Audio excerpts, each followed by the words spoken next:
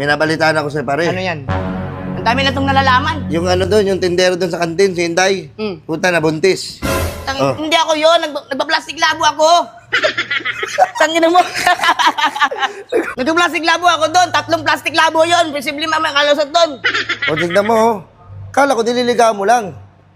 Wala Pagkabuntis yun, binaratan mo, kinanak mo. Kilala, kayo nagpapaka naman siya. Ako bibili lang ako ng Yossi. Inaasahan mo ng pamilya niya. Oh, breadwinner yun. Pa-breadwinner, ang ginawa mo, winasa mong kinabukasan. Paano anak lang?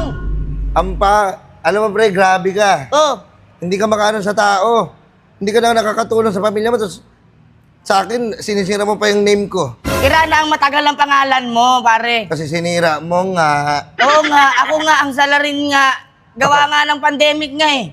Kaya nagkakaganito rin ako. Ako, sige, aminin ko sa'yo. Oh, May bisyo rin ako. matagal na nga. Pero hindi naman ako ganyan nung nagsisira ng tao. Ay, nako, ngayon mo lang sinasabi yan. Maninira ka rin pagtagal ng panahon. Hey! Alam mo, ako pa, ulol.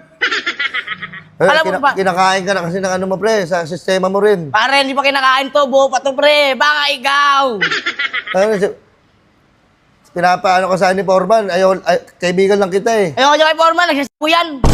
Kasi inikayat ako, di ako sumasama. Kaya nga, Kasi gusto mo nagsusulo ka. Huwag ka lang maingay dyan, para malang kahati. Ang yun na talaga nito ni pare. Si pare, Kaya lang sabihin kita. Pare, wag naman.